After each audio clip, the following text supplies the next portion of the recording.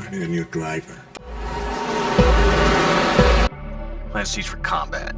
Lights out, away we go!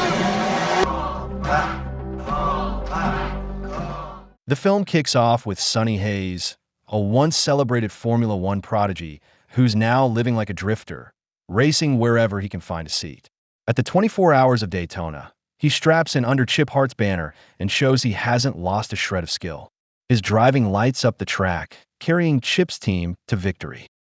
When the dust settles, Sonny quietly packs up his van, ready to disappear down the road again. Chip approaches, eager to lock him into a permanent spot on the team. But Sonny isn't interested. For him, this was always a one-off. He thanks Chip for the chance, then drives away. While Sonny is in a laundromat mapping out his next race in Baja, an old ghost from his past walks in. Ruben Cervantes, a former teammate from the Lotus days and now the desperate owner of the APXGP Formula One team. His team is on the brink of collapse, and he needs a miracle. Ruben lays it out. They need at least one Grand Prix win to survive, and he wants Sonny to be the one to deliver it, paired with their rookie driver. He hands Sonny a first-class ticket to London and dangles the promise of glory. At first, Sonny isn't biting. He's long past chasing glory. But when it comes down to loyalty, he can't turn his back on Ruben. Against his instincts, Sonny agrees. He arrives at the Silverstone circuit in London to meet the rest of the team. Kate McKenna, the technical director, Kasper Smolinski, the team principal, Dodge Dowda, the chief mechanic, and their golden boy rookie, Joshua Pierce. It doesn't take long to learn just how desperate things are. 7 drivers have already refused a seat before Sonny. He straps into a car loaded with modern F1 tech, a far cry from the machines he once dominated. He appears to fall behind the qualifications, pushes the car's limits, and wrecks it. But where others would see failure, Sonny sees answers. Even in the wreckage, he's already pointing out exactly where the car is weak. Kasper watches this display and, despite the chaos, knows he's found the driver he needs. Sonny Hayes is officially part of APXGP. Meanwhile, Joshua is getting a reality check from his cousin and manager, Cash. They've got 9 races to make Joshua look irresistible to other teams, and that means every race, every sponsor event, every stage photo op counts. Later, Joshua confides in his mother Bernadette. He admits the pressure. If APXGP doesn't win at least one race, his seat could vanish. Still, he brushes off Sonny, dismissing him as nothing more than a washed-up relic. APXGP makes it official. Sonny Hayes is their second driver. The commentators pounce on the announcement, reminding the world that Sonny hasn't been anywhere near Formula One in over 3 decades. Once a rising star for Lotus, his career was cut short by a brutal crash at the Spanish Grand Prix. Joshua rolls in with Cash and Bernadette for a press conference, only to be greeted by a giant poster of himself and Sonny side by side. Bernadette takes one look and smirks that Sonny doesn't even look that old. She even calls him handsome. At the press conference, Joshua can't resist taking another jab, mocking Sonny's age in front of the cameras. But the attention quickly shifts when a reporter corners Sonny with questions about his past. Gambling problems, 3 failed marriages, the whole tabloid summary. Before it spirals further, the session is abruptly shut down. As race day approaches, Ruben brings Sonny face-to-face with Peter Baining, a key investor keeping APXGP afloat. The introductions are polite, but the pressure is clear. Expectations are sky-high. When it's time to line up on the grid, Sonny's car suddenly refuses to start. To the crowd, it looks like the old man doesn't even know how to switch the car into star mode. But once he finally fires up the engine and joins the pack, something feels off. Kate watches closely and realizes Sonny did it on purpose. By holding back, he set himself up with a clean stretch of track and tires warmed to perfection. When the lights go out, he won't just be keeping up, he'll be in the perfect position to strike. Once the British Grand Prix is underway, things start looking good for APXGP until lap 20. A slow pit stop costs the team precious time, dropping both cars far behind the leaders. Frustration boils over when Sonny ignores team orders to let Joshua overtake him. Instead of cooperating, the two collide on track, leaving their cars battered and their team fuming. Back in the pit, Joshua explodes at a crew member named Jody, but Sonny steps in, shutting down the outburst and backing her up. Casper isn't impressed. He warns Sonny that if he's going to be on this team, he needs to follow orders, no exceptions. Later, Jody finds Sonny cooling off in one of his ice baths. She thanks him for standing up for her, but makes it clear she doesn't need rescuing. That moment is cut short when Ruben storms in, furious over the on-track stunt and the wrecked cars. Sonny tells Ruben the real problem is Joshua, cocky, reckless, and convinced he knows better. Still, Sonny shifts gears, asking about Kate and whether she's married. Ruben shuts that down fast, warning Sonny not to get any ideas. Later, Sonny seeks out Kate while she's working on upgrades for the car. Without much preamble, he throws out an invitation, grab a beer, talk shop, and more importantly, build him a machine designed for combat. In Sonny's eyes, he needs a way to chase through the dirty air, get closer to the other cars, and battle them in the turns. He doesn't care for safety. And Kate is outraged. To her, Sonny's not a strategist. He's a hothead who races like a lone wolf, not a teammate. She cuts him off, making it clear she won't be taking cues from him. If he wants her to listen, he'll have to prove he can actually finish a race. With that, she walks away. Both Joshua and Sonny throw themselves into training. Joshua studies Sonny's every move, digging up footage of the crash that ended his F1 career decades ago. By the time the Hungarian Grand Prix rolls around, strategy is everything. In the team meeting, 3 options are laid out. Plan A, switch from medium to hard tires, 1 pit stop. Plan B requires 2 pit stops, changing from medium to hard and back to medium tires. And Plan C, soft tires, the riskiest choice since they were down fast. Nobody wants Plan C except Sonny. First lap is a disaster and Sonny's tire is punctured. When he comes for his pit stop, he flat out refuses to take the hard tires. He wants softs. Casper argues this is a one-stop race, that every other driver is running hard, but Sonny won't budge. They don't stand a chance if they do, as everyone else. The standoff drags on until Casper finally cracks. Against his better judgment, he waves it through. Sonny Hayes gets his soft tires and the chance to prove everyone wrong. During the race, Sonny starts deliberately stirring up trouble on the track. By forcing crashes and exploiting the safety car rules, he creates delays that throw the field off balance. While the rest of the drivers are caught in the chaos, Joshua steadily climbs forward, taking advantage of every opening Sonny creates. With only 4 laps to go, Joshua's tires finally give out and he has no choice but to pit. To cover him, Sonny keeps up the disruption, running off track, leaving debris, and triggering another safety car. The move buys Joshua just enough time to get fresh tires, stay inside the top 10, and finish strong. For APXGP, it marks their first big breakthrough. After the race, Kate begins to see something in Sonny. His recklessness has an edge of strategy, and for the first time, she considers the potential in his approach. She starts drawing up plans for the car he asked for. At the Italian Grand Prix, APXGP is running strong until Sonny's tires completely give out, shredding across the track and forcing a safety car to slow the field. Joshua, meanwhile, stays out without pitting, and he climbs up to 4th place. Then the rain hits. While most switch to wet tires, Joshua holds his ground on slicks. It's dangerous, but it catapults him into 2nd place. Sonny gets fresh tires and rejoins the race right behind Max Verstappen. He positions himself to hold Verstappen back, playing the team game to give Joshua a shot. But Joshua ignores his advice to wait for the right moment to overtake. He lunges for the overtake during a turn, hits a curb, and the car launches, flipping over the barrier before bursting into flames. In the chaos, Sonny dives in and drags Joshua out of the wreckage, pulling him clear before the fire consumes everything. In the hospital, Bernadette sits at Joshua's bedside. He's bandaged but alive. Outside, the rest of the team waits in tense silence for any kind of update. When Bernadette finally steps out, she tells them Joshua is stable and resting. Ruben starts to apologize, only for Bernadette to cut him off and call Sonny forward. She chews him out for what happened to Joshua, believing it was his advice that caused the accident.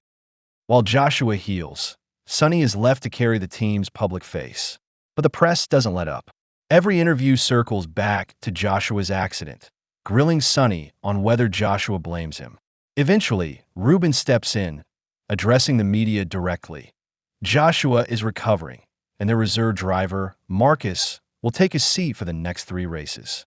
At the Dutch Grand Prix, Kate unveils her latest creation, a combat upgrade that lets Sonny cut through dirty air with barely a dent in performance. In the team meeting, she presses for their elusive Plan C. Sonny seizes the moment, reminding everyone that if every person in the room can make one critical contribution that can mean the difference between first and last place. He brands Plan C as for combat, and soon the whole team is chanting it like a battle cry. On the track, Sonny proves the upgrade works. He muscles his way through the field, holding his own. Sonny crosses the line in 9th place, hardly headline-grabbing for most, but for APXGP, it feels like a triumph. Then comes the Japanese Grand Prix, and the commentators can't help but take notice. APXGP has found its strength with a new upgrade, and Sonny is shaving time on the corners. He finishes in 7th place, the team's best result yet. Off the track, though, Joshua is stewing, training harder, getting angrier, and letting resentment eat at him while Cash keeps pouring gasoline in the fire, suggesting that maybe Sonny is a saboteur. At the Mexico Grand Prix, Sonny storms to a 5th-place finish, his best result yet. For the team, it's a milestone worth celebrating. By the time they reach Belgium, Sonny has the entire team running laps alongside him, building unity and momentum. From the bleachers, Joshua watches, simmering with resentment. Joshua makes his return for the Belgian Grand Prix, but something in him has shifted. He's bitter and fueled by anger. The crowd chants for Apex and for Sonny, and every cheer feels like a dagger. When the lights go out, Joshua's grudge takes control. In a reckless move, he deliberately shoves Sonny off the track. Joshua limps to a 9th-place finish, satisfied in the sabotage, while Sonny is left seething. After the race, he corners Joshua and slams him against a wall, telling him exactly how stupid he is for cutting his own chances in half. Their feud grows too loud to ignore, and before the Las Vegas Strip Grand Prix, Kate pulls a trick of her own. She lures Sonny and Joshua into what looks like a couple's therapy poker game at a club. The rules are simple. Whoever wins takes the coveted #1 driver spot for the race. If Kate wins, she decides. Between hands, Sonny levels with Joshua, telling him he's a fantastic driver, but he lacks patience. Joshua returns that Sonny can't listen to anyone. In the end, Joshua wins, securing preferred treatment for the race and walking out with cash. But Sonny shows Kate that he actually let Joshua win. Later that night, they go back to her place and sleep together. On the balcony afterward, Sonny opens up. He tells her that after his crash, he lost everything. But the loss that cut the deepest was his love for racing. That's why he started driving again. He tells her that there is this moment sometimes while racing where his heartbeat slows, everything goes quiet, and he sees everything and no one can touch him. And he's chasing that moment every time he is in the car. Their moment is cut short when Ruben shows up with bad news. Someone has filed an anonymous complaint about the materials Kate used for Sonny's car. The FIA steps in and demands the upgrades be stripped off for testing. The team is crippled before the race even starts. Frustration fills the pit, but no one takes it harder than Sonny. During the race, his anger takes the wheel. He pushes too hard, fighting Perez head-to-head, and it ends in disaster. The crash sends Sonny straight to the hospital. Ruben lashes out, furious that Sonny never admitted how serious his injuries from the Spanish Grand Prix really were and dismisses him from the team out of concern. He tells him bluntly that neither of them are drivers anymore. To Ruben, they're just two broke, sentimental fools clinging to a past that's already gone. Joshua overhears every word, and something inside him shifts. Back at the simulator, he replays Sonny's words in his head. Wait for the straight into turn 1. But Joshua's biggest difficulty has always been patience. He pushes too early again and again. crashing every time, until finally he nails it. He conquers the same move that once destroyed him. Later, Sonny is leaving the hospital, where he is approached by Apex board member Peter Banning, who has actually been the one planning to sell the team all along.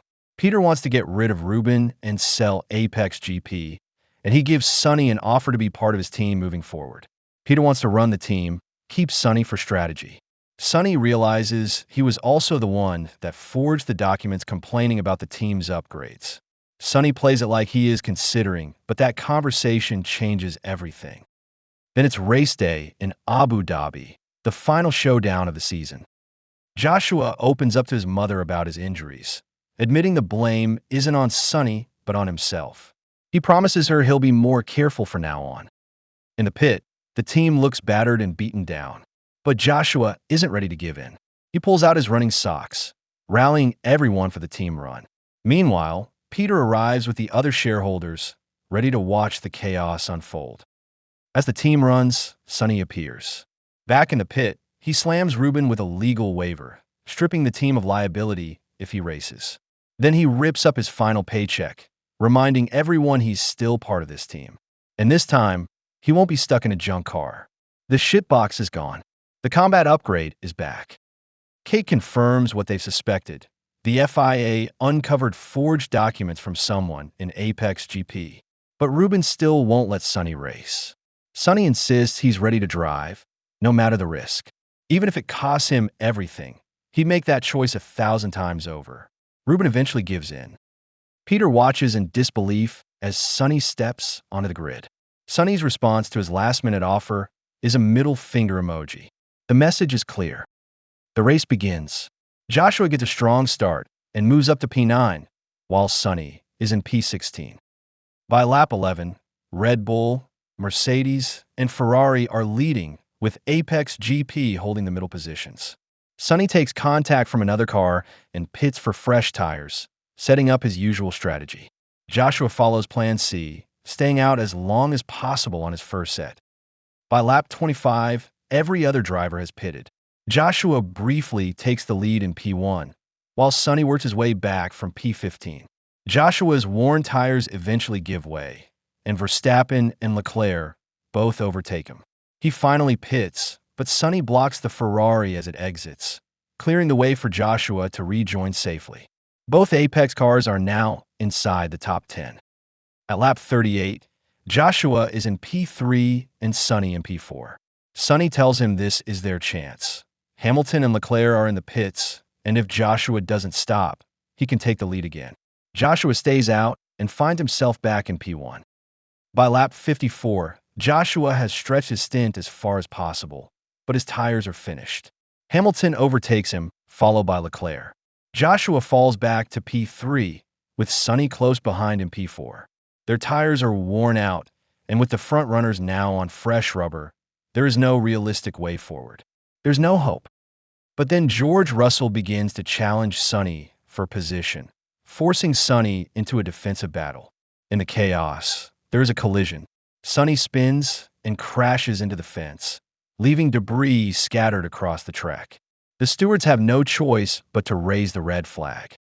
Sonny must get his car back on his circuit and drive it to the pit lane to continue, and he manages to do just that. The red flag turns out to be a major advantage for APXGP. Every team has 10 minutes in the pit lane to repair what they can. Both cars are fitted with fresh soft tires for the restart, giving them a performance edge for the next 3 laps. APXGP has an additional advantage. Because they didn't qualify in the top 10, they have new soft tires, while the rest will have to use their used ones. This gives Sonny and Joshua extra speed and a chance to make up ground on the leaders. The cars line up again for the restart. Sonny and Joshua start in P3 and P4, with Hamilton in P1 for Mercedes and Leclerc in P2 for Ferrari. Sonny instructs Joshua to follow his lead. The two work as a team.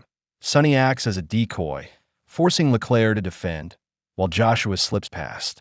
Next, it's Hamilton's turn. Sonny and Joshua attack together, but one will have to yield for the other to win. Sonny makes the call. He sacrifices his chance at victory to give Joshua the lead. Joshua moves into P1. But the battle is intense. In the end, Hamilton and Joshua collide, leaving the door open, and Sonny finds himself in the lead. The moment Sonny has chased his whole life, the one he described to Kate, arrives. His heartbeat slows, the world sharpens into perfect clarity, and everything becomes silent around him. He is untouchable. Sonny pushes the car to its limit, flying through the final lap, and crosses the finish line first. The crowd erupts. APXGP has won the Abu Dhabi Grand Prix. The victory saves the team from being sold, and the team erupts in tears and celebration. At the podium ceremony, Ruben and Sonny yell together, declaring that today they can finally call themselves the best in the world. Joshua receives an offer to race for Mercedes, but he chooses to stay with APXGP, content with where he belongs. After the Abu Dhabi victory, Sonny makes the decision to retire from Formula One. Before he leaves, he and Kate share a quiet moment, promising to see each other again. Joshua catches up to Sonny before he departs. The two part on good terms. Sonny tells Joshua that it's his team now, and Joshua replies that it has always been his team. They laugh. Later, Sonny heads to Mexico to compete in the Baja 1000 Pro Bono. When the race coordinators say that there's not a lot of money involved, Sonny tells them it's not about the money for him. The end. Thanks for watching. Don't forget to like and subscribe. And until next time,